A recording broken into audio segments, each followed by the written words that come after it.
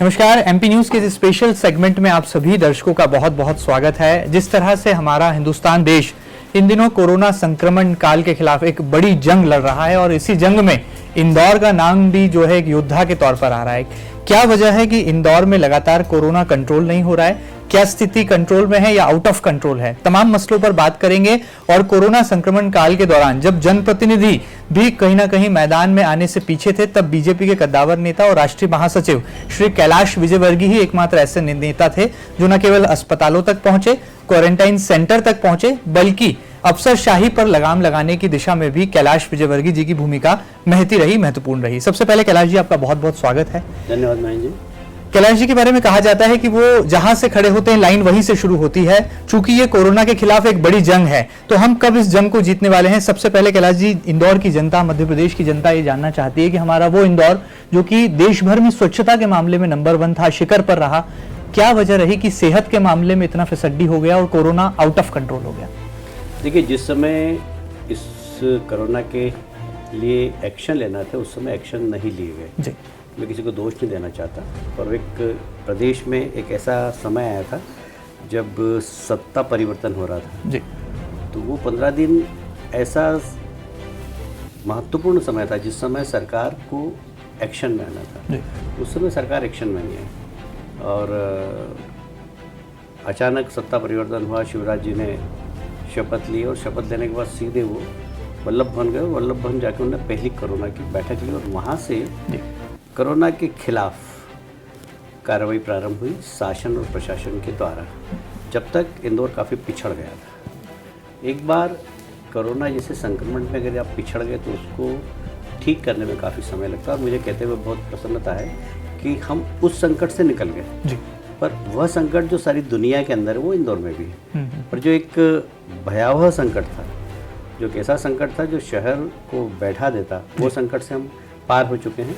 और अब उतना ही संकट है जितने संकट से सारी दुनिया इस कोरोना के संकट से जूझ रही है। कैलाश जी, क्या माने, क्या इंदौर खतरे के निशान से ऊपर जा चुका है या आने वाले दिनों में जो जून और जुलाई का एक स्पाइक कहा जा रहा है, जिस तरह से एम्स की रिपोर्ट है, WHO का अनुमान है, क्या अभी भी हजारों की तादाद में कोरोना मरीज और आ सकते हैं? आपका क्या व्यक्तिगत तौर पर आना है? देखिए, मुझे तो नहीं लगता जी कि आने की संभावना, जिस प्रकार से प्रशासन शासन सचेत होकर काम कर रहा है। पर चूँकि एक मैथमेटिक्स से, एक स्टैटिस्टिक्स के आधार पर ये लोग अनुमान लगा रहे हैं कि ऐसा हो सकता है, तो ऐसा हो सकता है तो हमें वैसी तैयारी भी करना चाहिए।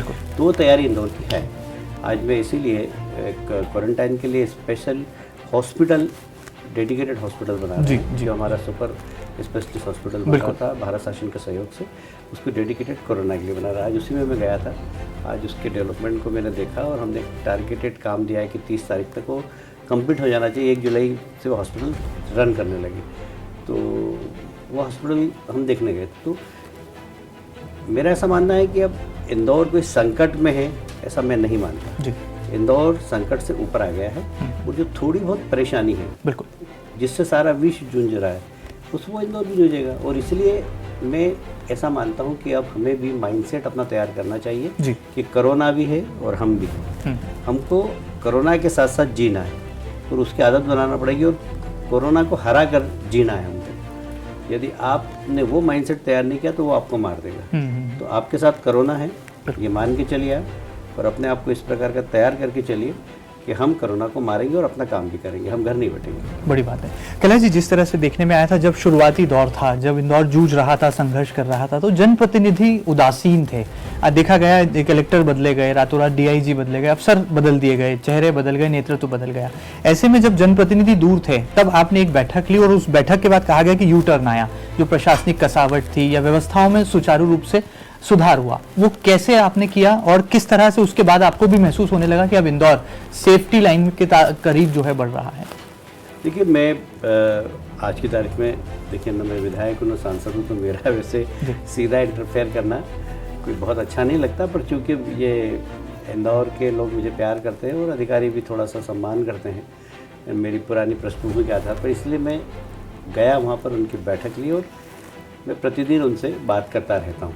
और इंदौर शहर की नब्ज़ को मैं ऐसा तो नहीं कहता कि मेरे से ज़्यादा कोई नहीं पहचानता, पर सब लोग पहचानते होंगे। पर मेरी नीचे तक पकड़ है और क्या दर्द है आदमी का मैं दूर से बैठकर समझ जाता हूँ जी। और इसलिए उसके निराकरण के लिए मैं कोशिश भी करता हूँ। जैसे अब इंडस्ट्री खुलना चाहिए नहीं खुलना चाहिए, इसके लिए सब लोग असमंजस में हैं। मैंने कहा खुलना चाहिए। आप इंडस्ट्री चालू करिए, वहाँ पर उत्पादन चालू करिए, लेबर को रोकिए इंदौर से। अगर एक बार इंदौर में जो काम कर रहा हो लेबर बाहर चला गया तो फिर इंडस्ट्री खुलवाने में बहुत ताकत लगेगी, इसलिए लेबर को भी रोकिए। तो लेबर को भी रोका हमने और इंडस्ट्री चालू करवाई है, यहाँ पर उत्पादन चालू हो, शहर अपनी नॉर्मल स्थिति में आए तो धीरे धीरे उसको हम लाएंगे। ऐसा तो होगा नहीं कि एकदम लॉकडाउन हटा और 56 दुकान चालू हो गई, सराफा चालू हो गया वापस। ऐसा होगा तो फिर हमारे लिए खतरा हो जाएगा। हमें धीरे धीरे धीरे धीरे शहर को एक्टिव करना पड़ेगा। मुझे लगता है कि 15-20 दिन में शहर में नॉर्मल से आ जाएगी। कैलाश जी, आपका अनुभव कैसा रहा? एक बार नहीं, 2 बार नहीं, आप कई बार क्वारंटाइन सेंटर्स गए, मरीजों से रूबरू हुए। कई ऐसे लोग थे जो कि कोविड-19 का शिकार हो सकते हैं, संभावित जो मरीज हैं उन तक आप गए, उनका मोटिवेशन बढ़ाया, उनके बीच में जाकर गीत गज़ल गाए। वो कैसा अनुभव था? जब तो पीपीई किट की भी कमी थी, और किस तरह से आपके मन में ख्याल आया कि उन मरीजों तक पहुंचा जाए जो कि कोरोना के खिलाफ संघर्ष कर रहे हैं, जंग लड़ रहे हैं? देखिए, एक बार एक टीआई देवेंद्र रघुवंशी चंद्रवंशी जी, उनकी डेथ हुई। वो मेरे बहुत पुराने परिचित थे जी। उज्जैन में जब मैं पिछले सिंहस्थ में गया था तो वो मुझसे मिलने आए और उन्होंने कहा कि मैं देवेंद्र चंद्रवंशी शाहजहाँपुर का ही हूँ। तो पुराने समय में कभी विद्यार्थी परिषद का मैंने काम किया, उन्होंने आके मेरा चरण स्पर्श किया तो मेरा उससे थोड़ा सा लगाव हो गया। फिर इंदौर आए, इंदौर में भी हालांकि मुलाकात कम होती थी पर मुझे मालूम था कि आदमी बहुत अच्छा। जब वो कोरोना से इसी गए, मैंने डॉक्टर भंडारी से पूछा कैसा है, तो बोले रिकवर हो रहा है। लास्ट दिन बोले कल हम डिस्चार्ज कर देंगे और उसी दिन रात को डेथ हो गई। तो मैं रात में सो नहीं पाया। मैंने कहा जो आदमी स्वस्थ हो रहा है वो एकदम डेथ कैसे हुई उसकी? तो मुझे लगा कि ये कोरोना के कारण नहीं है, ये एक माइंडसेट आदमी का। देखिए, आप पत्रकार हैं, मैं आप क्षमा करें, आपको कोई क्रिटिसाइज नहीं कर रहा हूँ, पर हम टीवी खोलते हैं और आप हमें दिखाते हो कि अमेरिका में इतने मरे, इटली में इतने मरे, इंग्लैंड में इतने मरे। 24 घंटे में आप 23 घंटे कोरोना दिखाते हो और लाश दिखाते हो, नकारात्मकता हावी है आपका। तो हम वही देखते हैं। अब जैसे मैं 24 घंटे वही देखूंगा, उसके बाद अनफॉर्चुनेटली मुझे अगर कोरोना हो जाए और मैं जाऊँ हॉस्पिटल में कोरोना के पेशेंट के साथ, हम अगर बीमार हैं तो हमारे दिमाग में आएगा कि हमको डॉक्टर देखने आएगा, उसके साथ में एक महिला होगी, नर्स होगी, एक सुंदर सी कोई डॉक्टर हो सकती है। तो हमें एक माइंडसेट है हमारा कि डॉक्टर आएगा और उसके साथ 2-3 महिलाएं भी होगी और हमें देखेंगे, हमें चेकअप होगा। अभी क्वारंटाइन पेशेंट पड़ा हुआ है, उसके पास डॉक्टर के नाम पर एक मास्क लगाए हुए, गॉगल लगाए हुए एक व्यक्ति जाता, वो दूर से बात करता, ग्लव्स पहने हुए हैं, देखता तो उसको लगता है कि डॉक्टर है कि यमदूत है कोई। उसको डॉक्टर की तो फीलिंग ही नहीं होती, तो वो यूँ डर जाता है बेचारा। वो दिन भर में 2 बार जाता, बाकी किसी से मिलने नहीं देते हैं उसको। तो अब सोचिए कि एक मरीज बिस्तर पर पड़ा हुआ है और 24 घंटे में 2 बार उससे सिर्फ डॉक्टर मिलने जाएगा और नर्स उसको 2 बार दवा देने जाएगी, उसके बाद वो 24 घंटे पड़ा रहेगा, तो क्या सोचेगा वो? मानसिक अवसाद का शिकार हो, बिल्कुल हो जाएगा। तो वो कोरोना से नहीं मरेगा, वो कोरोना की दहशत से मरेगा। बिल्कुल। ऐसे समय में उसको उससे निकालना। तो फिर मैंने इंदौर के सारे डॉक्टर्स की बैठक ली और सबसे कहा कि आप जो मेडिसिन दे रहे हैं उससे हमारे यहाँ डेथ रेट ज़्यादा था। तो मैंने कहा कि डेथ रेट इसलिए ज़्यादा है कि कोरोना का प्रॉपर वैक्सीन है नहीं, और उसके बाद फिर वो अवसाद से मर रहा है, कोरोना से नहीं मर रहा है। आप उसको अवसाद से बाहर निकालिए, उसको म्यूजिक सुनाइए। तो मैंने हॉस्पिटल के अंदर म्यूजिक सिस्टम डलवाया, वहाँ पर नर्सों को बोला कि भाई आप लोग भी गाइए। तो नर्सों ने गाना चालू किया, वो लोग प्रार्थना करने लग गए। सुबह फिर सूर्य नमस्कार, मैंने कहा हल्दी का दूध दीजिए, आप च्यवनप्राश दीजिए। च्यवनप्राश की मैंने व्यवस्था करी, सारा हॉस्पिटल में बंटवाया और हल्दी का दूध देना चालू किया। सुबह सुबह इनको प्राणायाम करवाइए, योग करवाइए। तो योग वाले लोग तैयार किए। फिर डॉक्टर्स का हमारे यहाँ एक संस्था है स्पंदन, वो लोग गाते हैं, बहुत अच्छा डॉक्टर लोग, बहुत अच्छा प्रोफेशनल गाते हैं, ऐसा गाते हैं वो लोग। उन लोगों को तैयार किया कि आप क्वारंटाइन सेंटर में जाइए। तो उन्होंने बहुत सारे हर क्वारंटाइन सेंटर में गए, उन्होंने वहाँ पर संगीत, भजन, कीर्तन सब करे। वहाँ उनके साथ मैंने भी जाके सुना है। एक वातावरण बदला पूरे हॉस्पिटल्स का, क्वारंटाइन सेंटर का। फिर उनके खाने का क्वालिटी। अब वो पूरी सब्जी वहाँ पर दे रहे थे, मैंने कहा भाई ये पूरी सब्जी एक दिन खाएगा, 14 दिन रहना है इसको, बिल्कुल, तो आप उसका व्यवस्थित खाना दो। फिर रात में मच्छर काट रहे हैं, तो मैंने कहा अरे यार देखो भाई ये तो मच्छर काटने की, मैंने कहा आप कछुआ छाप अगरबत्ती लगाओ यहाँ पर। तो ये सब छोटी छोटी चीज़ें होती हैं जो कि शासकीय कर्मचारी अधिकारी इसको इग्नोर करते हैं। हम जब जाकर देखते हैं तो हमें महसूस होता है हम उसको उस कमी को अगर आप सुधारेंगे तो ठीक हो जाती। तो फिर क्वारंटाइन सेंटर हुआ, हॉस्पिटल हुआ, सबकी एक व्यवस्थाओं में एक हमने चेंज किया और आप देख रहे हैं कि डेथ रेट इंदौर में कम हुई और हॉस्पिटल्स का वातावरण ठीक हुआ थोड़ा सा। क्या कभी कैलाश जी को डर लगा क्वारंटाइन सेंटर जाते हुए, अस्पताल परिसर जाते हुए, क्योंकि इतनी सख्ती, लॉकडाउन, देश में पूरी जनता अपनी की चारदीवारी में बंद है और कैलाश जी वो अस्पतालों तक पहुंच गए, क्वारंटाइन सेंटर तक पहुंच, कभी कोई डर लगा? मुझे कभी डर नहीं लगता, पर हाँ घर के लोग बहुत डरते हैं। मतलब मैं जिस दिन अरविंद हॉस्पिटल गया तो नीचे सोया नौकर वाले कमरे में। अभी भी मैं बाहर से आता हूँ तो गर्म पानी से 5 मिनट तक शावर के नीचे खड़ा रहता हूँ, उसके बाद फिर ठंडे पानी से नहाता हूँ। तो पहले गर्म पानी से पूरा बहुत तेज़ गर्म पानी से नहाता हूँ, फिर ठंडे पानी से नहाता हूँ और उसके बाद घर के अंदर चढ़ता हूँ। तो अब ये सारी चीज़ें करना पड़ती है क्योंकि घर के लोगों, मतलब मेरी श्रीमती जी खुद काफ़ी बीमार रहती है, तो उनको भी मन में एक टेंशन रहता है, मैं बाहर जाता हूँ तो उनको भी कॉन्फिडेंस दिलाना है। बिल्कुल ठीक बात है। घर से प्रारंभ होता है, मैं भले ही नहीं डरूँ, तो घर के लोगों को तो साथ में लेके चलना पड़ता है। तो 2-3 बार ऐसा हुआ कि मैं घर में नहीं सोया, नीचे सोया। पर अब क्या है कि इंदौर के प्रति इंदौर ने हमें बहुत दिया है, तो इंदौर को कब आपको देना है, आज इंदौर को आवश्यकता है हमारी, तो हमें देना चाहिए। हम अगर अपने स्वार्थ के खातिर हम घर में बैठे रहें तो ये तो गलत है। कैलाश जी, आपने एक दर्द बयां किया था, कहा था कि इंदौर बदनाम हो गया क्योंकि इंदौर ने जितनी नाम जितनी प्रसिद्धि जो है स्वच्छता के मामले में कमाई, वो सब बदनामी में तब्दील हो गई। अब कैसे इसकी भरपाई होगी? क्या आने वाले दिनों के लिए हमको सावधानियां रखना होंगी कि जिस तरह से आपने कहा कि इंदौर बदनाम हो गया, तो उससे जो है रेड जोन में जो आ गया? देखिए, मेरे संबंध पूरी दुनिया के अंदर जी, जैसे टाटपट्टी बाखल की घटना हुई तो उस दिन मेरे पास अमेरिका से फ़ोन आए, कनाडा से फ़ोन आए। मैंने इतना सीरियस नहीं लिया था, बाकी दुनिया ने उसको बड़ा सीरियस लिया, तो मैं एकदम घबरा गया। फिर मैंने कहा कि भाई ये तो बहुत बदनामी वाला काम है, इसकी पुनरावृत्ति नहीं हुई, इसलिए इसमें कड़क एक्शन लेना चाहिए। बहुत ज़रूरी है कि इन लोगों को, जिन लोगों ने काम किया है, उनके खिलाफ़ सख्त कार्रवाई हो। और मैंने फिर प्रशासन से कहा कि इस पर सख्त, जो आप ज़्यादा से ज़्यादा कर सकते हो करिए, इस चीज़ों को बर्दाश्त नहीं किया जाना चाहिए। एक ऐसे समय में जब विपरीत परिस्थितियों के अंदर हमारा पूरा मेडिकल स्टाफ काम कर रहा है और अपनी जान की बिना परवाह किए वो वहाँ पर घूम रहा है और उनके ऊपर अगर हमला होगा तो कौन काम करेगा फिर? और इसीलिए मैं दूसरे दिन आपने देखा होगा उसी टीम से मैं मिलने गया, उसी स्थान पर मिलने गया।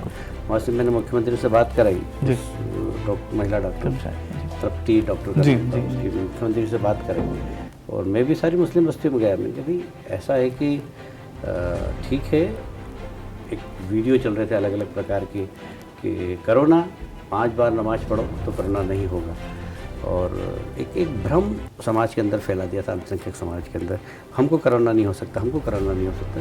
मैंने उनको समझाया, मैंने कहा देखिए सामने कुआं है और यदि हम जाएंगे और कुएं में कूदने की कोशिश करेंगे, हमको अल्लाह बचा लेगा या मेरा हनुमान जी बचा लेंगे, तो ना अल्लाह को फुर्सत है, हनुमान जी को फुर्सत है कि आप मूर्खता कर रहे हो तो वो बचाने आएंगे। मैंने कहा जरा माइंड को अप्लाई करिए और कम से कम स्वयं आग से मत खेलें। तो मुझे बहुत प्रसन्नता है कि इंदौर के अल्पसंख्यक समाज ने भी और उनके नेताओं ने भी, धार्मिक नेताओं ने भी इस बात को समझा और सहयोग किया, और जिन लोगों ने इस प्रकार की हरकत की उनकी निंदा की। कैलाश जी, क्या लगता है आपके बारे में? कहा जाता है कि आप जहाँ जाते हैं वहाँ पर सियासी तूफान ले आते हैं। पश्चिम बंगाल में इन दिनों अम्फान आया हुआ है, महा तूफान कहा जा रहा है। क्या लगता है देश इस संकट की घड़ी में भी जो है इस तरह से प्राकृतिक आपदा को कैसे इसका सामना करेगा? और पश्चिम बंगाल जहाँ के तो स्वयं प्रभारी भी हैं, वहाँ क्या हालात हैं, वहाँ पर कैसे आप स्थिति पर नजर बनाएं? ठीक है, मैं आज सुबह मेरी वीडियो कॉन्फ्रेंसिंग हुई वहाँ पर और मेरी सब लोगों से बात भी, हमारे 6 जिले प्रभावित थे जहाँ पर कि हमारे कार्यकर्ताओं ने कैंप लगा रखे हैं, हमारे मेडिकल कैंप लगे हुए हैं वहाँ पर, और हमने माइकिंग के माध्यम से वहाँ पर लोगों को अवेयरनेस के लिए भी वहाँ पर काम किया।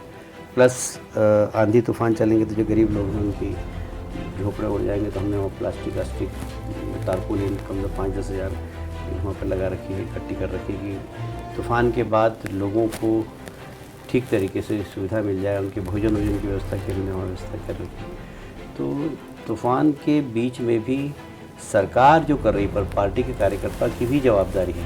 तो वहाँ पर संघ परिवार सब मिलकर अभी तूफ़ानी क्षेत्र में हमारा एक कंट्रोल रूम बना हुआ हर जगह 6 जिलों के अंदर, और हमारे कार्यकर्ता 24 घंटे वहाँ पर लगे रहेंगे। जो वो कर सकेंगे सेवा वो करेंगे, अन्यथा सरकार को इन्फॉर्म करेंगे। तो तूफ़ान से बचने के लिए हमारे कार्यकर्ता लगे हुए, राज्य सरकार भी लगी हुई है, और केंद्र सरकार तो अपना टीमों के साथ NDFR की टीम लगी हुई है। कैलाश जी, आप देश और दुनिया में अलग अलग राज्यों के दौरे लगातार करते रहते हैं। भारत की स्थिति इस कोरोना संक्रमण काल के बाद क्या होने वाली है? क्योंकि अर्थव्यवस्था को लेकर बहुत चिंता है लोगों के जहन में। कहा जा रहा है, अनुमान है कि बेरोजगारी की दर और बढ़ जाएगी। लगातार ऐसे भी हालात बन रहे हैं कि भुखमरी की स्थिति भी बन सकती है। ऐसे में हमारे देश को इस संकट की घड़ी से निकलने के बाद किस संघर्ष का सामना करना पड़ेगा, आपका अनुमान क्या है? देखिए, कोरोना के बाद एक नए युग की शुरुआत हुई। बिल्कुल। और आदमी को स्वयं से शुरू करना पड़ेगा कि कोरोना भी है और आप भी हो। तो एक डिसिप्लिन जीवन जिसमें आपके योग, प्राणायाम, ध्यान, खान पान प्लस हमारा वर्किंग स्टाइल, बिल्कुल, इस सब के ऊपर हर व्यक्ति को ध्यान रखना पड़ेगा। तो स्वयं से चालू करना पड़ेगा, अपने परिवार से चालू करना पड़ेगा, और एक नए युग की शुरुआत मानता हूँ मैं इसे। निश्चित रूप से कई व्यवसाय इसमें प्रभावित होंगे, पर कई नए व्यवसाय भी खुलेंगे। जैसे अब टूरिज़्म जी, अभी 2 साल के लिए ख़त्म हो जाएगा एकदम। तो टूरिज़्म एक बहुत बड़ा रोजगार देने वाला बिल्कुल क्षेत्र है, पर अब मुझे लगता है कि 2 साल इस इंडस्ट्री में अभी बहुत नुकसान हुआ, पर इसके साथ दूसरी इंडस्ट्री चलेगी, फार्मासिटी चलेगी, योगा एक बहुत बड़ी इंडस्ट्री के रूप में आएगी, आयुर्वेद बहुत बड़ी एक इंडस्ट्री के रूप में आएगी। मेरा ऐसा मानना है कि हमारी विधा, चाहे योग हो, प्राणायाम हो, आयुर्वेद हो, इम्यूनिटी, हमारा खान पान, इसको हमें अब विश्व में बताने की आवश्यकता है। हम विश्व लीडर बन सकते हैं। इसलिए हमारे किचन में जितने भी सामान हैं, एक एक सामान, राई, जीरा, हींग, तेजपान, दालचीनी, आप समझ लीजिए कि नीम, आपके तुलसी, अदरक, ये सब इम्यूनिटी पावर बढ़ाने वाले हैं। बिल्कुल।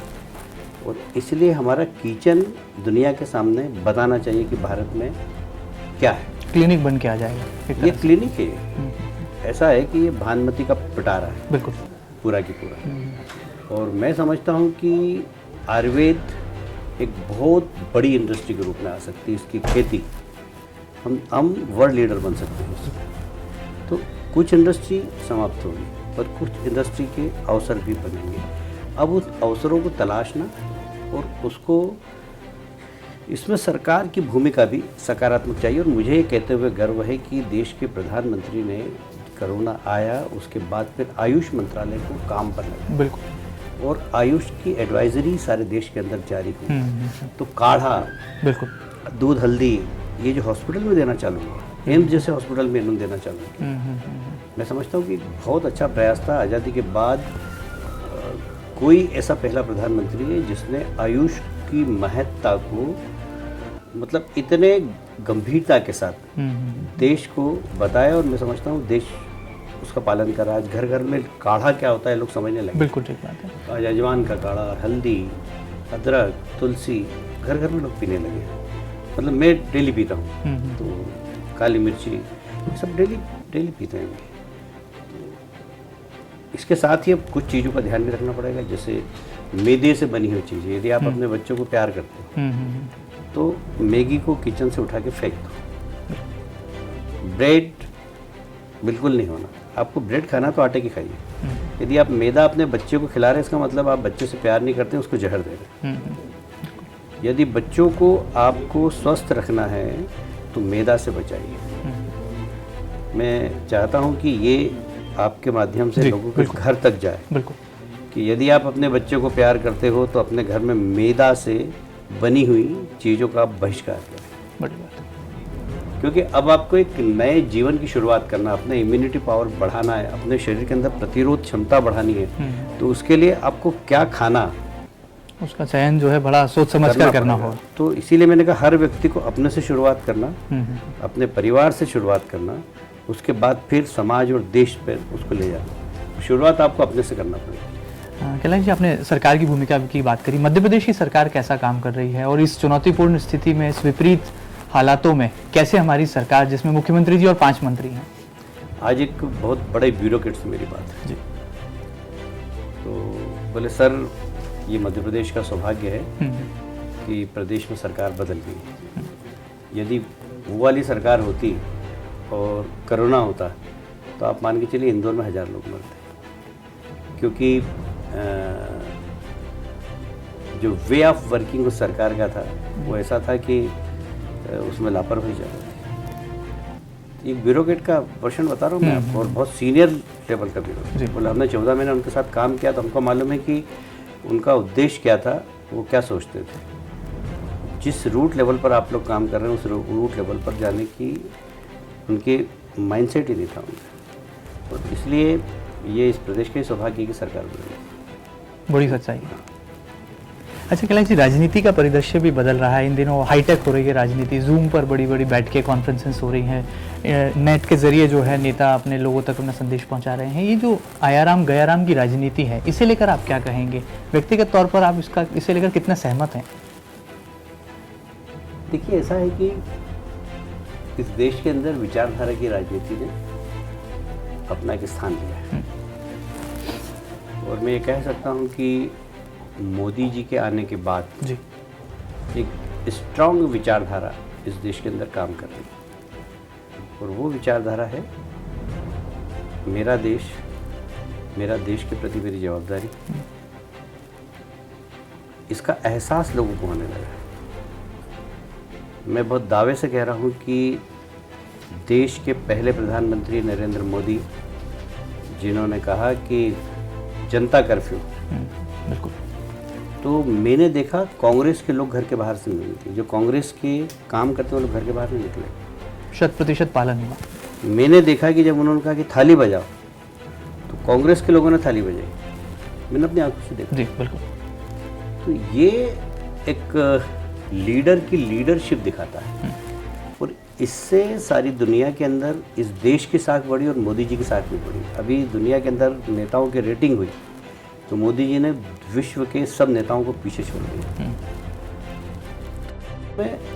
एक आइडियोलॉजी अभी एक चल रही है जिसमें बहुत सारे ऐसे राजनीतिक दल के लोग हैं जो मोदी जी जिस दिशा में चल रहे हैं उस दिशा में चलना चाहते हैं।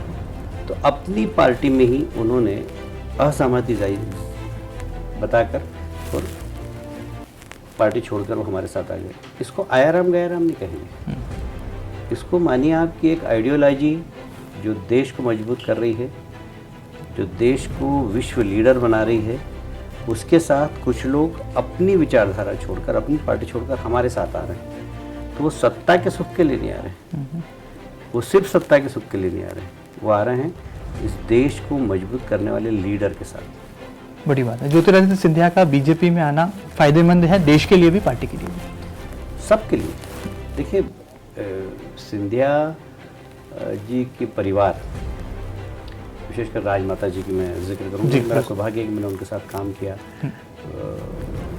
मतलब मैं एयरपोर्ट पर उनको लेने जाता था। मैंने महाकाल के दर्शन अपनी गाड़ी में, मैं 85 में जब मैं स्थायी समिति का अध्यक्ष था तो पार्टी के पास कोई कार वार तो होती नहीं थी, हमारे पास नगर निगम की कार थी। मैं उसमें लेके उनको वहाँ गया महाकाल दर्शन कराने।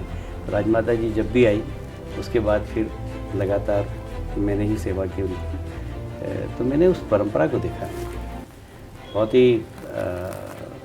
मैंने माधवराव सिंधिया जी जब पहली बार आए थे इंग्लैंड से पढ़कर जी, मैं बहुत छोटा था, बाल स्वयंसेवक था। हमारे रमेश जी शर्मा इधर नंदानगर में रहते थे, उनका निधन हो गया। उनको जवाबदारी मिली जब देवास इंदौर लोकसभा में था कि देवास में इंटीरियर में उनकी सफा कराई जाए।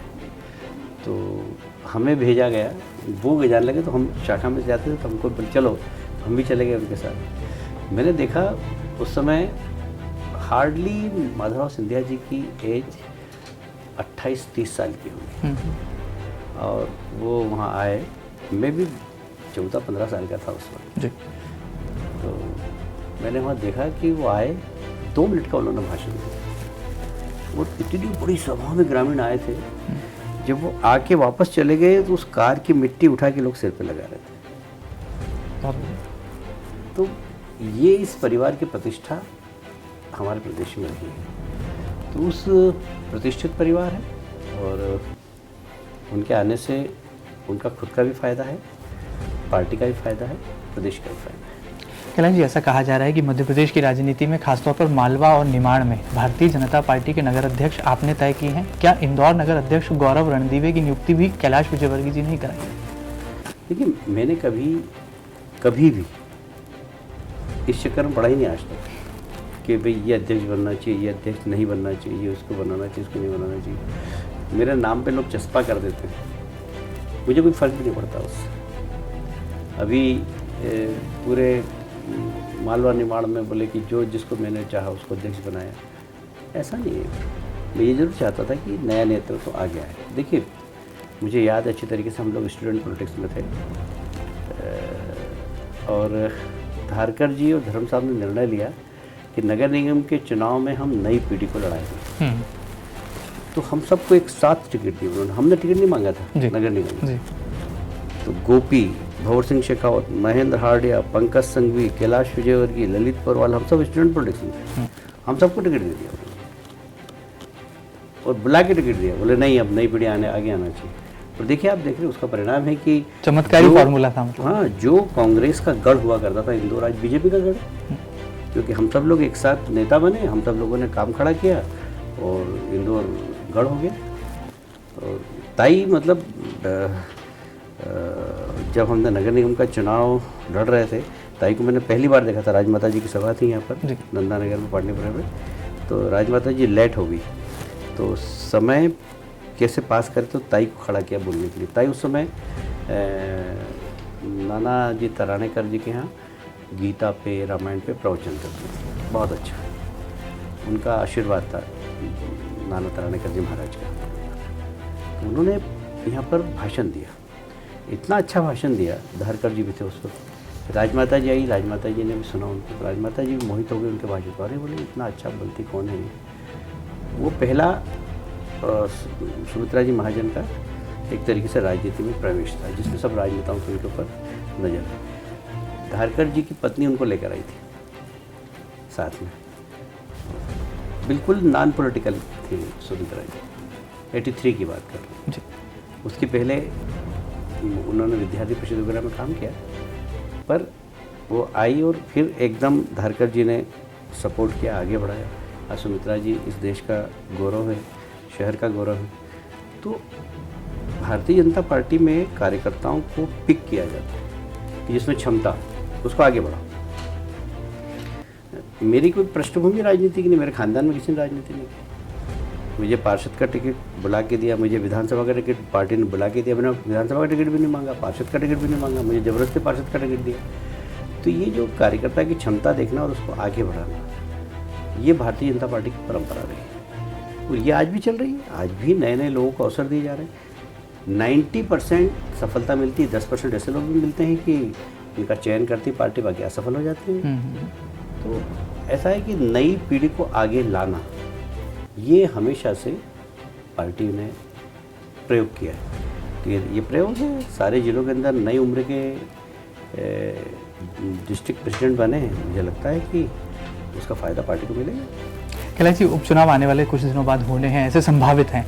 कहा जा रहा है कि जिस तरह से 22 विधायक जो कि कांग्रेस का दामन छोड़कर बीजेपी में आए, अब उनके खिलाफ विपक्षी दल कांग्रेस भी जो है मुखर होकर के रणनीति बना रहा है। वो नेता जिन्हें आप कांग्रेस से बीजेपी में लाए, प्रेमचंद गुड्डू, अब वही वापस कांग्रेस में जाने की बात कर रहे हैं। इसे आपको कितना इसे लेकर सहमति है, उसकी क्या प्रतिक्रिया आपकी? देखिए, प्रेमचंद गुड्डू जी को हम भारतीय जनता पार्टी में लाए और मैं बिल्कुल इस बात को स्वीकार करता हूँ कि प्रेमचंद गुड्डू जी को जो सम्मान भारतीय जनता पार्टी में मिलना चाहिए जी, वो सम्मान नहीं मिला। यदि वो सम्मान मिला होता तो वो आज कांग्रेस में नहीं जाता। इसलिए प्रेमचंद गुड्डू जी अगर कांग्रेस में जा रहे हैं तो उसके लिए जिम्मेदार हम लोग, नहीं तो वो तो पार्टी में आए थे तो जाने के लिए नहीं आए थे। पर हम जिस कद के नेता थे वो उस कद का उनको सम्मान नहीं दे पाए। अब तुलसी सिलावट आपके नेता हैं और प्रेमचंद गुड्डू कांग्रेस के नेता हो जाएंगे तो क्या कोई नफा नुकसान है होगा? पार्टी में, भारतीय जनता पार्टी में व्यक्ति का महत्व कम है, पार्टी का महत्व ज़्यादा है। मैं 2 नंबर से खड़ा हूँ तो 70,000 से जीतता हूँ, 80,000 से जीतूँ, 90,000 से जीतूँ, पार्टी में हूँ। यदि मैं अकेला खड़ा हो जाऊँ तो मेरी जमानत जब्त हो जाए। तो भारतीय जनता पार्टी में पार्टी का महत्व, व्यक्ति का महत्व नहीं, और इसलिए कोई फर्क नहीं पड़ता हमें कि कौन आ रहा है कौन जा रहा है। कमल का फूल उसके लिए कार्यकर्ता काम करता है इस पार्टी में, वो किसी व्यक्ति के लिए काम नहीं करता। बड़ी बातें कैलाश जी, बहुत सारा समय दिया, बहुत सारी बातें करी। जाते जाते कोरोना के खिलाफ हम जंग लड़ रहे हैं। कोविड-19 एक ऐसा अदृश्य दुश्मन हमारे सामने है जिसके खिलाफ हमें एकजुट होना है, लॉकडाउन का भी पालन करना है, एहतियात भी बरतना है। देश की जनता, मध्य प्रदेश की जनता, इंदौर की जनता ये जानना चाहती है कि कोविड-19 से बचने के लिए, कोरोना वायरस के प्रहार से बचने के लिए कैलाश विजयवर्गीय जी क्या सावधानियां बरत रहे हैं, जीवन शैली में क्या बदलाव लाए हैं और जनता से क्या अपील करेंगे कि वो भी ये बदलाव लाएं ताकि वो भी सुरक्षित और सावधानी के साथ जीवन जिए? देखिए, मैं तो पहले से ही अनुशासित जीवन जीता हूँ। मैं प्रतिदिन व्यायाम करता हूँ, खाने में मेरा बहुत ज़्यादा संयम है। मैं आज भी व्यायाम करता हूँ और पिछले 40-45 वर्षों से व्यायाम करता है। तो मैं तो शुरुआत, अब मैंने कहा सबको अपने से शुरुआत करनी चाहिए। मैं सबसे ये कहना चाहता हूँ कि कोरोना रहेगा, कोरोना ख़त्म हो जाएगा तो कोई दूसरा वायरस आ जाएगा, क्योंकि अब युद्ध होंगे सेनाओं के नहीं, वायरस के माध्यम से युद्ध होंगे। मैं कोई आरोप नहीं लगा रहा हूँ किसी देश के ऊपर, मेरी इतनी हैसियत भी नहीं है, पर जो अंतर्राष्ट्रीय जगत पर जो बात चल रही है वो मैं नेट पर पढ़ता रहता हूँ। चाइना के ऊपर आरोप है कि उन्होंने वायरस फैलाया है और चाइना आरोप लगा रहा है कि अमेरिका ने हमारे यहाँ फैलाया है। ये 2 दिग्गज देश हैं, पर ये बात तो सही है कि किसी ने फैलाया हो या नहीं फैलाया हो, ये चर्चा होना ही अपने आप में बहुत खतरनाक है। बिल्कुल। तो अब कोई दूसरा राष्ट्र भी सोचेगा कि हम हथियार से क्यों लड़ें। इतना सा पिस्सू अगर जाकर और ख़त्म कर देता है एक राष्ट्र के अंदर, एक राष्ट्र को हिला देता है, तो हम भी वहाँ पर भेज देंगे। तो अब जो आने वाला जो समय है वो वायरस वार का होगा, तो हमें अपने आप को बचाना है। बिल्कुल। हम वायरस से कैसे जीतें उसके लिए हमको तैयार होना, हमारे बच्चों को तैयार करना है। तो हमें अपने घर से शुरुआत करना पड़ेगी, अपने परिवार से शुरुआत करना पड़ेगी। हमें क्या खाना, क्या पीना, इसके बारे में हमें विचार करना पड़ेगा। दुनिया के अंदर एक सर्वे आया, मैं देख रहा था, ऑथेंटिक सर्वे है कि नहीं मुझे नहीं पता, पर अभी रात में बैठ के मुझे आदत है 2 बजे तक जगने की, तो मैं नेट पे कभी कभी बैठ कर देखता रहता हूँ। तो एक सर्वे आया कि ज़्यादा कोरोना ने प्रभावित किया जो मांसाहारी लोग हैं उनको, जो शाकाहारी लोग हैं उनको प्रभावित नहीं किया। इससे डेथ हुई है उन लोगों की, या तो बुज़ुर्ग हैं या शुगर पेशेंट हैं या किसी प्रकार की उनको पुरानी अस्थमा है, वो लोग, उनकी डेथ हुई, या बच्चों की डेथ हुई। यंग लोग इससे बचे हैं। तो इसका मतलब है जिसमें इम्यूनिटी पावर है, जिसमें लड़ने की क्षमता है, तो हम किसी भी उम्र में अपने आप को अंदर से मजबूत करने के लिए एक इम्यूनिटी पावर हमारा बना के रखना है। तो अपने घर के बुज़ुर्ग का भी इम्यूनिटी पावर कैसे बढ़े, उनके खान पान, उनकी दिनचर्या, उनकी मालिश, उनका योगा, उनका मेडिटेशन, इसका हमें ध्यान रखना पड़ेगा। तो जीवन जीना है और स्वस्थ रह के जीना है, तो हमें कुछ जीवन के अंदर अपने अनुशासन लाना पड़ेगा, अपने परिवार के लाना पड़ेगा, समाज में लाना पड़ेगा, तो देश में लाना पड़ेगा। तो एक अनुशासित जीवन जीने के लिए समाज को तैयार करना पहले अपने से, फिर देश को तैयार करना। मैं समझता हूँ कि ये वायरस हमारे लिए कोई बहुत बड़ी बात नहीं। बहुत बहुत शुक्रिया कैलाश जी, हमसे खास बातचीत के लिए। आपने इतना सारा समय दिया और बहुत सारे सवालों के बेबाक जवाब दिए। तो यहाँ पर उम्मीद की जा सकती है कि जिस तरह से अब आप लोग जो दुनिया में एक योद्धा की तरह अपने कदम बढ़ाते हैं, अब आपको आंतरिक तौर पर भी खुद को योद्धा बनाना होगा, रोग प्रतिरोधक क्षमता को बढ़ाना होगा और हमारे भारतीय संस्कृति ने जो हमें तमाम पाठ पढ़ाए हैं अब उन्हें अपनाना होगा और हमारी जीवन शैली में बदलाव लाकर आप स्वयं के शारीरिक मजबूती के लिए काम करें ताकि देश और दुनिया में एक बार फिर भारत और हिंदुस्तान का तिरंगा इसी तरह से शान से लहराता रहे, फिर चाहे वायरस यहाँ पर कोविड-19 हो या अन्य कोई वायरस आ जाए। फिलहाल इस खास सेगमेंट में इतना ही। खास सेगमेंट आपको कैसा लगा हमें जरूर बताइएगा। यदि आप ये खास कार्यक्रम, खास इंटरव्यू टेलीविजन पर देख रहे हैं तो अपनी प्रतिक्रिया हम तक पहुंचाएं। यदि फेसबुक या यूट्यूब के माध्यम से आप ये खास कार्यक्रम देख रहे हैं तो कमेंट बॉक्स में जाकर कमेंट करना जरा भी ना भूलें। फिलहाल दीजिए इजाजत, नमस्कार।